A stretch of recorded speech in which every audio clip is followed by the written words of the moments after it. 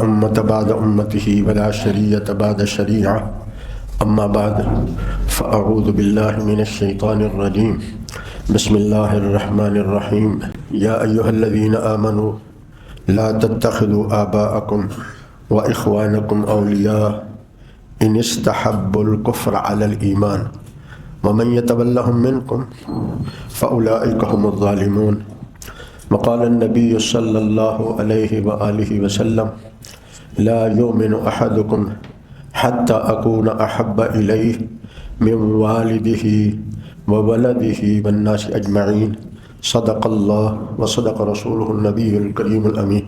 ہم اس مختصر اصلاحی مجلس میں آج کائنات کی سب سے عظیم ہستی سید الانبیاء امام الانبیاء نبی الانبیاء خاتم الانبیاء سب کو صلی اللہ علیہ وآلہ وسلم کی امت پر کیا حقوق ہیں.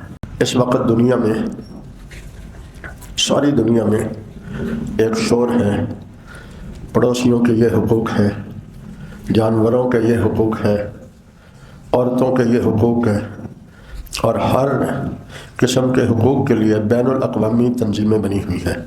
حتیٰ کہ یورپ میں اگر کسی کتے پر بھی ظلم ہو جاتا ہے تو ٹی وی میں اسے مظلوم بنا کے اور دفاع کرنے والے انسان کو ظالم بنا کے دکھایا جاتا ہے.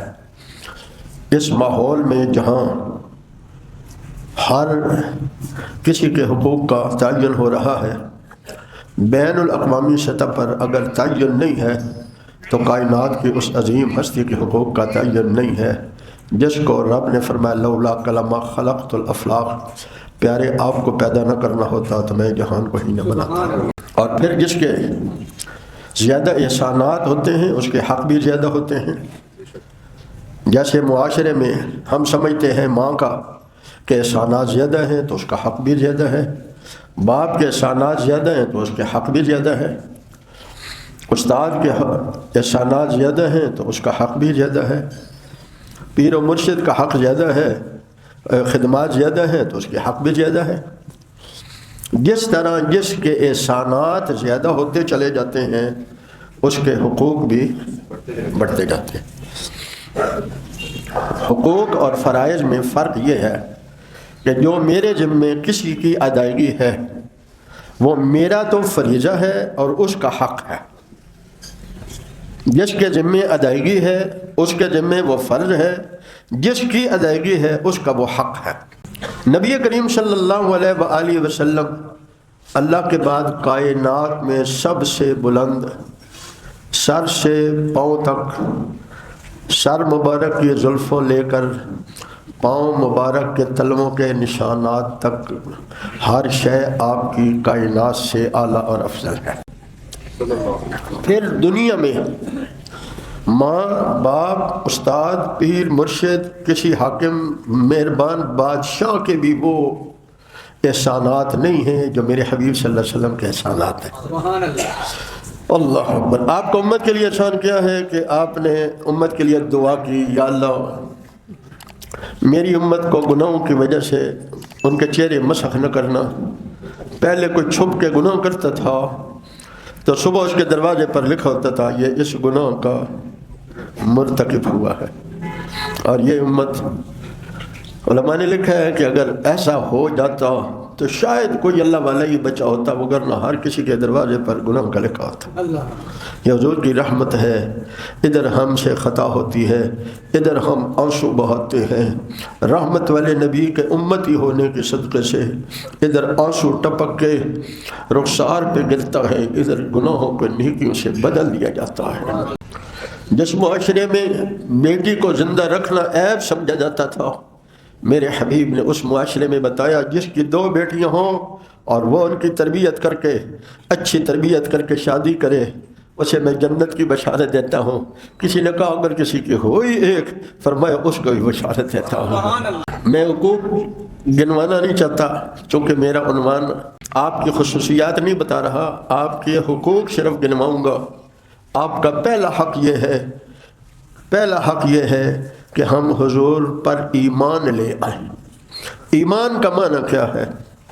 جو آپ کہیں وہ سچ ہے، جو آپ کریں وہ حق ہے، آپ کی زبان آپ کے عمل میں حق سچ کے سوا کچھ نہیں ہے۔ یہ ایک مومن کے لیے لازم ہے کہ جو حضور کہیں وہ حق ہے، جو کہیں وہ سچ ہے، یہی ایمان ہے۔ زبان سے بھی اس کو کہے، دل سے بھی اس کو تسلیم کرے کہ جو میرے حبیب نے کہا ہے وہ سچ ہے، میری کمی ہے، میں اس کو ماننے اور عمل کرنے میں کوتاہی کر رہا ہوں، میرے محبوب کے کہنے میں تو کوئی کمی نہیں ہے۔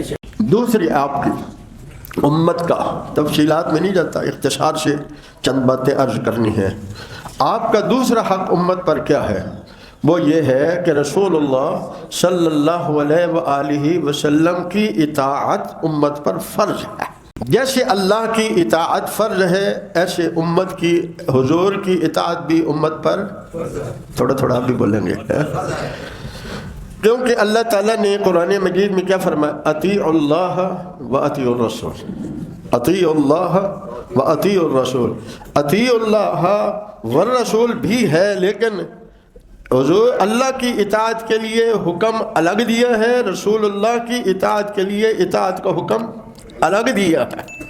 اطیعوا اللہ، اطاعت کا حکم، و اطیعوا الرسول، پھر اطاعت کا حکم۔ اطاعت کسے کہتے ہیں؟ اطاعت کسے کہتے ہیں؟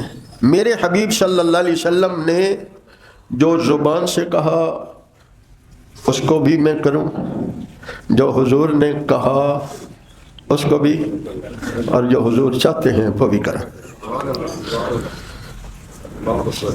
جو میرے حبیب صلی اللہ علیہ وسلم نے کہا وہ بھی، جو آپ نے کیا وہ بھی، اور جو آپ چاہتے ہیں وہ بھی کریں۔ یہ اطاعت۔ جس نے کسی اپنے استاد، پیر، مرشد، ماں باپ کی اطاعت کرنی ہو تو یہ میرا نسخہ لکھ لے۔ یہ تین باتیں ہیں، دو باتیں لوگ کرتے ہیں، تیسری نہیں کرتے۔ چاہت میں اپنی چاہت منا لیتے ہیں۔ میرے حبیب صلی اللہ علیہ وسلم نے کیا فرمایا؟ لا یؤمن احدکم حتی یکون ہواہ تبعا لما جئت بہ۔ جب تک وہ اپنی خواہش کو میری خواہش کے تابع نہیں کر سکتا، اس وقت تک وہ مومن کہلوانے کا حقدار نہیں ہے۔ تیسرا آپ کا ہمارے اوپر حق یہ ہے کہ ہم حضور صلی اللہ علیہ وآلہ وسلم سے محبت کریں، حضور صلی اللہ علیہ وسلم سے وہ محبت کریں جو کائنات میں کسی اور کے ساتھ نہ ہو۔ اس کا نتیجہ کیا ہوگا؟ نتیجہ یہ ہوگا کہ ایمان مکمل ہو جائے گا۔ نتیجہ کیا ہے؟ ایمان مکمل ہو جائے گا۔ جب محبت مصطفیٰ صلی اللہ علیہ وسلم ساری محبتوں پر غالب آ گئی اور ساری محبتیں نیچے رہ گئیں، حضور کی محبت ساری محبتوں سے نکھر کر اوپر آ گئی، تو ایمان، جب ایمان مکمل ہو گیا تو جنت میں جانے کا سرٹیفکیٹ ہاتھ میں آ گیا۔ ایمان مکمل ہو گیا تو جنت میں جانے کا سرٹیفکیٹ ہاتھ آ گیا۔ اللہ ہمیں محبت مصطفیٰ جو چاہیے وہ نصیب فرما دے۔ ایک بات ذہن میں رکھنا، آسان کام نہیں ہے، آسان کام نہیں ہے۔ ظاہر کو بدلنا نسبتاً آسان ہے، لیکن دل کو بدلنا آپ کے میرے بس میں نہیں ہے۔ یہ کب ہے؟ جب بار بار حضور کا تذکرہ کرے گا، سنے گا، ان کے احسانات کو یاد کرے گا، ان پر درود شریف پڑھے گا اور ان کے حقوق کا خیال رکھے گا، پھر ایک وقت آئے گا ساری محبتیں ہیچ ہو جائیں گی، مصطفیٰ کی محبت اوپر آ جائے گی۔ آپ کی محبت جب تک سب محبتوں پہ غالب نہیں، اس وقت تک ایمان بھی مکمل نہیں ہے، اور ناقص چیز کوئی قبول نہیں ہوتی۔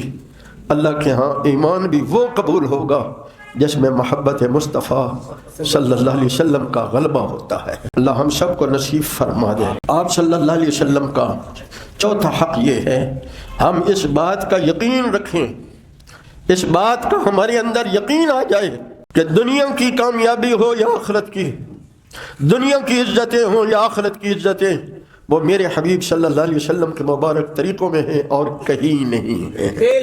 وہ میرے حبیب کے طریقوں میں ہیں، وہ میرے حبیب کی اتباع میں ہیں اور کہیں نہیں ہے، اور کسی راستے میں اور کسی واسطے میں کامیابی عزت ہاں۔ آج ہم دنیا کی کامیابی اور آخرت کی کامیابی کو الگ کر دیا ہے۔ ہم یہ سمجھتے ہیں سنت سے آخرت کی کامیابی ہے۔ نہیں نہیں، لکھ لو میری بات، جس نے دنیا میں حضور کی اتباع کی ہے اور اس کو کامیابی سمجھا ہے، اللہ اسے دنیا کی بھی عزت عطا فرماتے ہیں، اسے آخرت کی بھی عزت عطا فرماتے ہیں۔ حضرت امام احمد بن حنبل رحمہ اللہ، جن کو روز کوڑے لگائے جاتے تھے، کسی نے پوچھا دیکھنے میں آپ کامیاب نظر آتے ہیں، ایمان کی شکل میں، ظاہر میں بادشاہ کامیاب ہے، تو انہوں نے فرمایا ہم فیصلہ کیسے کر سکتے ہیں کمزور ایمان والے؟ سائل کا سوال تھا، ہم کمزور ایمان والے کیسے فیصلہ کر سکتے ہیں؟ آپ حق پر ہیں یا بادشاہ حق پر ہے؟ فرمایا ہمارے جنازے فیصلہ کرتے ہیں۔ پھر وہ امام احمد بن حنبل کا جنازہ جب جیل سے اٹھا، بادشاہ کی پابندیوں کے باوجود لوگوں نے بغاوت کرتے ہوئے وہ جنازہ پڑھا جس سے پہلے مثال نہیں ملتی تھی۔ میں نے عرض کیا اس کی آج کمی ہے، ہم سنت کا اتباع بھی کم کرتے ہیں، پر جتنا کرتے ہیں اس کو بھی صرف ثواب کے لیے کرتے ہیں، کامیابی کے لیے نہیں کرتے۔ اس کو کامیابی کے طور پہ کریں، میں نے سنت پر عمل کیا ہے تو میں ہو گیا ہوں اور کامیاب ہوں گا بھی صحیح، یہاں بھی کامیاب ہوں وہاں بھی کامیاب ہوں گا، کیونکہ میرے رب نے کامیابی کا اور کوئی دروازہ، کوئی اور راستہ، کوئی اور طریقہ رکھا ہی نہیں ہے۔ اعلان کر دیا ہے قل یا ایھا الناس انی رسول اللہ الیکم جمیعا، اعلان کر دیا ہے من یطع الرسول فقد اطاع اللہ، اعلان کر دیا ہے قل ان کنتم تحبون اللہ فاتبعونی یحببکم اللہ ویغفر لکم ذنوبکم، تم میرے محبوب کی اتباع کرو، تیرے سارے عیب دھو کر میں تجھے اپنا پیارا بنا لوں گا، کیونکہ پیارے کی ادائیں بھی پیاری ہوتی ہیں اور جس میں وہ ادائیں آ جائیں وہ بھی پیارا ہو جاتا ہے۔ اللہ ہمیں وہ یقین نصیب فرما دے کہ میری اور آپ کی کامیابی، سارے جہان کی کامیابی حضور کی اطاعت کے سوا کہیں نہیں ہے، عزت بھی کہیں نہیں ہے۔ آپ دیکھیں پیچھے چلے جائیں، بادشاہوں کی قبور ڈھونڈنی پڑتی ہیں یا تاریخی مقامات بنے ہوئے ہیں، اللہ والوں کی قبور آج بھی مرجع خلائق بنی ہوئی ہے۔ نبی سارے سچے تھے پر میرے نبی سچوں کے سچے تھے، میرے نبی سچوں کے سچے تھے، اور میرے حبیب صلی اللہ علیہ وسلم کی قبر مبارک کوئی کہے قرآن سے ثابت کرو، کوئی کہے حدیث سے ثابت کرو، بھائی یہ ثابت کرنے کی چیز ہی نہیں ہے، وہ قبر مبارک ثابت کر رہی ہے کہ اس طرح دنیا کے کونے کونے سے لوگوں کا یوں بے تابانہ انداز میں آنا اور درود و سلام کہنا، اس سے بڑی دلیل اور کیا آ سکتی ہے؟ عزت اور کامیابی حضور کے طریقے کے سوا زور سے بولو کہیں نہیں ہے، کہیں نہیں ہے۔ جتنے بھی نظام بنے ہیں ہم یہ 1400 سال کی تاریخ میں دیکھتے ہیں، وہ سارے فیل ہوئے پڑے ہیں۔ اور اسلام کا نظام جو میرے حبیب دے گیا کتنے سال؟ 23 سال، کتنی قربانیاں ہوئیں اس نظام کے لیے، اس انقلاب کے لیے کتنی قربانیاں ہوئیں؟ 259 مسلمان شہید ہوئے، 559 کافر مارے گئے، اتنا بڑا انقلاب، 1450 سال گزر گئے ہیں، ابھی انقلاب چل رہا ہے۔ تو میں عرض کر رہا تھا اللہ ہمیں مصطفیٰ کریم صلی اللہ علیہ وسلم کے طریقوں میں کامیابی، آخرت کی صرف نہیں دنیا کی بھی کامیابی۔ خلیفہ ہارون الرشید 2 بیٹے تھے، مامون الرشید، امین الرشید۔ نماز پڑھ کے جامع مسجد تھی، شاہی مسجد تھی، چلا نماز پڑھ کے پیچھے آتے ہیں تو بادشاہ کے دونوں بیٹے اپنے استاد کی جوتوں کے اٹھانے کے لیے ایک آگے بڑھا، پھر دوسرا، وہ اس کو ہاتھ سے روک رہا ہے کہ تو نہ اٹھا، وہ اسے روک رہا ہے میں نے اٹھانے ہیں۔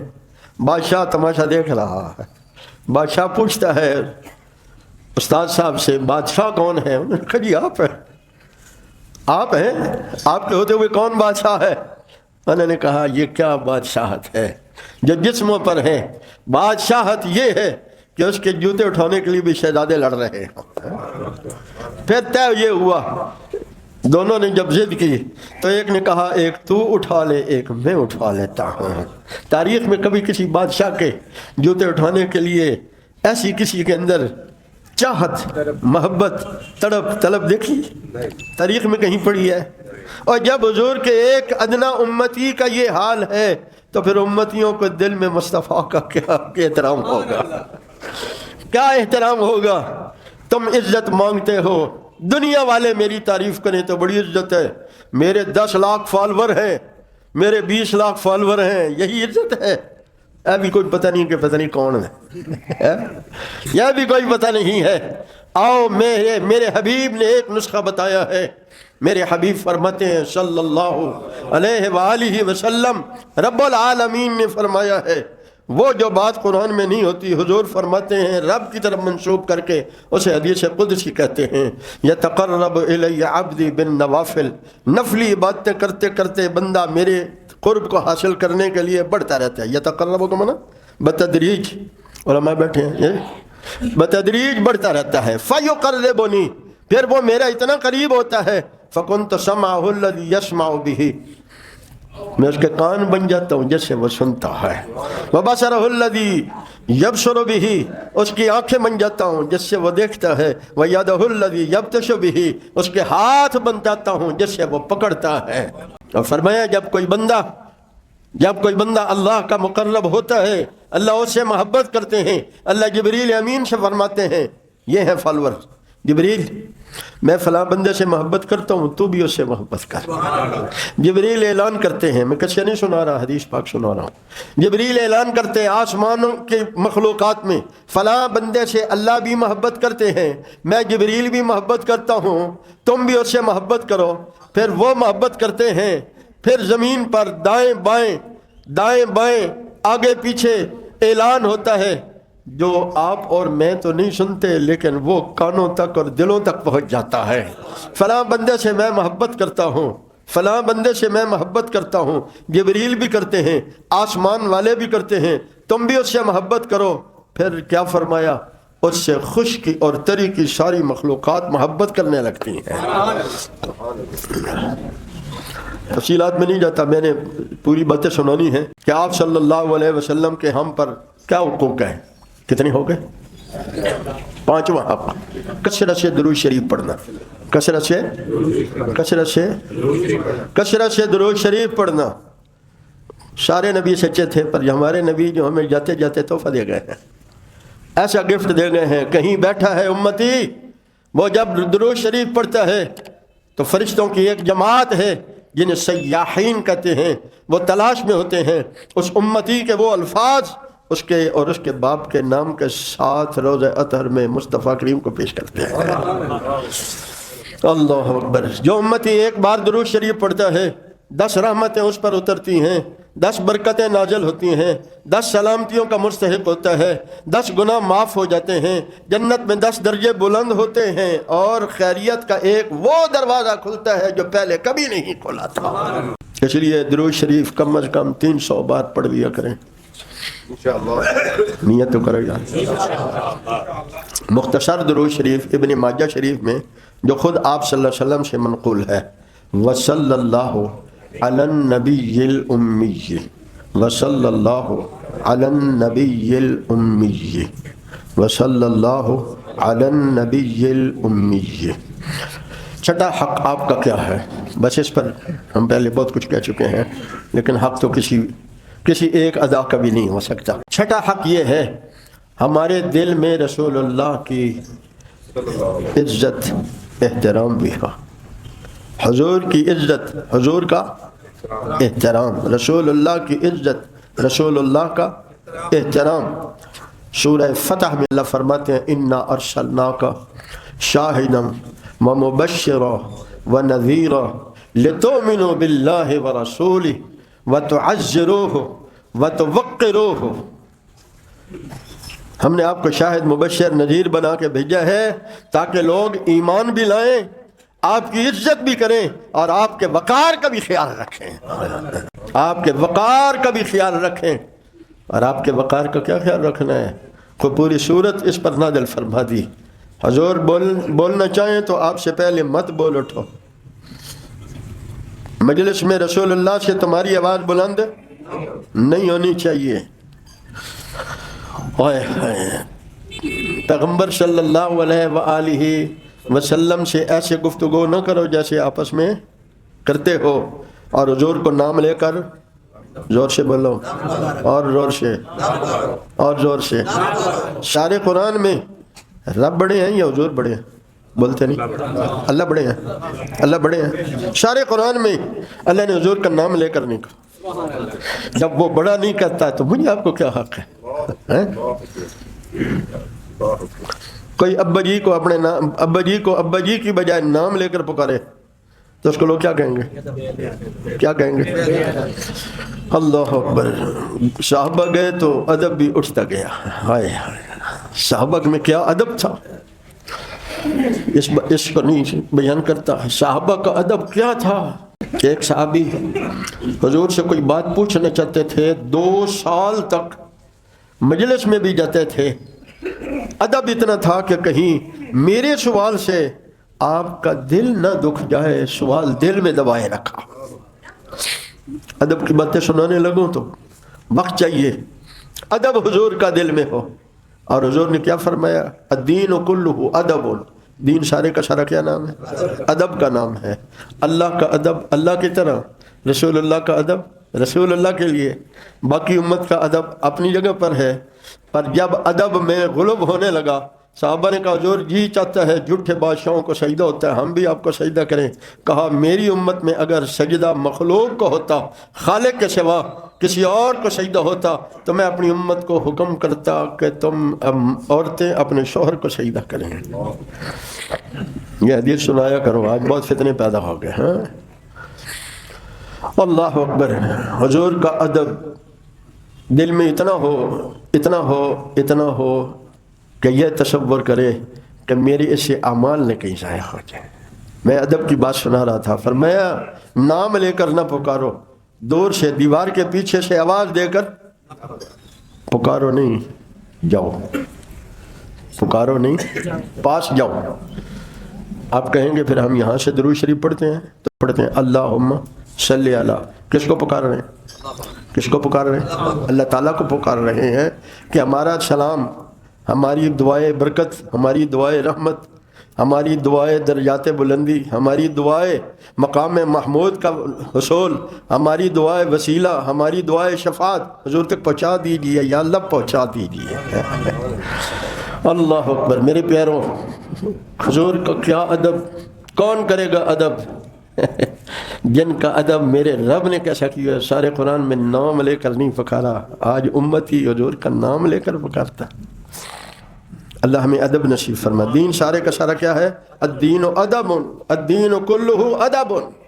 اور میرے حبیب کیا فرماتے ہیں؟ علمنی ربی فاحسن تعلیمی، ادبنی ربی فاحسن تادیبی۔ میرے رب نے مجھے علم بھی سب سے اچھا سکھایا ہے، میرے اللہ نے مجھے ادب بھی سب سے اچھا سکھایا ہے۔ آخری بات، 7واں ادب حضور کا، وہ دفاع مصطفیٰ ہے۔ آپ کا یہ حق ہے ہم پر کہ ہم حضور کا دفاع کریں، حضور کا۔ اور کس طرح دفاع کریں؟ بس چھوٹی چھوٹی 2 باتیں۔ جب شیب ابی طالب میں، ابھی میں آپ کو ابتدا کی بات سناتا ہوں، انتہا کی باتیں تو بہت آگے کی ہیں۔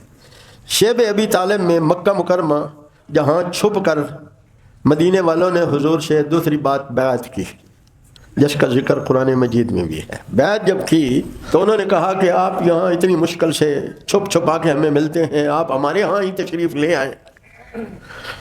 اللہ اکبر۔ تو آپ کے چچا عباس نے کہا آپ ان کے حق ادا کر سکیں گے؟ کہیں کریں، بتائیں کیا حق ہے،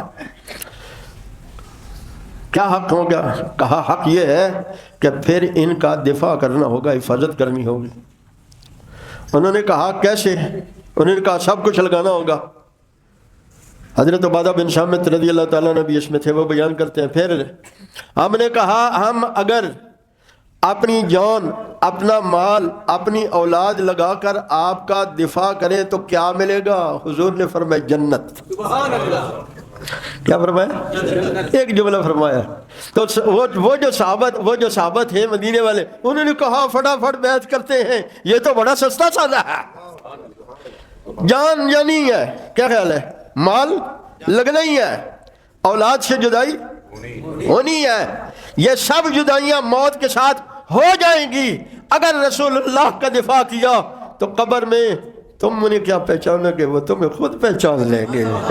حشر میں تو کیا انہیں پہچانے گا، وہ اپنے چوکیداروں کو خود پہچان لیں گے، یہ میرا چوکیدار ہے۔ اگر نمازی کو پہچانتے ہیں تو چوکیدار کو کیسے نہیں پہچانیں گے؟ احد کا مقام ہے، بارش ہو رہی ہے تیروں کی، اپنی جان بچانے کے لیے کوئی ادھر چھپ رہا ہے، کافروں کا ایک جتھا حضور کی طرف بڑھ رہا ہے۔ میرے حبیب اعلان کرتے ہیں سب کو صلی اللہ علیہ، آخری بات سمجھا کے اعلان کرتے ہیں، جملہ لکھ لیں طلبہ، من یشتری لنا نفسہ، من یشتری لنا نفسہ، کون ہمارے بدلے میں اپنی جان کو خریدتا ہے، بیچتا ہے؟ ہمارے بدلے میں اپنی جان کو کون بیچتا ہے؟ 7 صحابہ بڑے آگے، انہوں نے اس جتھے کو دھکیل دیا، 7 کے 7 شہید ہو گئے، ایک وہاں گرا ہے۔ میرے حبیب صلی اللہ علیہ وسلم نے فرمایا اس کو قریب کر دو، قریب کیا، آخری سانس ہے، قریب کیا، اس نے تھوڑا سا سر آگے کر کے اپنا رخسار مصطفیٰ کریم کے قدموں پر رکھ دیا، ادھر رخسار حضور کے قدموں پر رکھا ہے، ادھر روح پرواز کر گئی ہے۔ مندہ اس حال میں اٹھایا جائے گا جس حال میں اس کی موت آئی ہے، اور کیا خوش نصیب ہے جس کی موت اس حال میں آئی ہے کہ اس کے رخسار قدم مصطفیٰ پر ہے۔ فتنے ہر زمانے میں آئے اور آتے بھی رہیں گے، فتنہ قادیانیت سے بڑا کوئی فتنہ نہیں ہے۔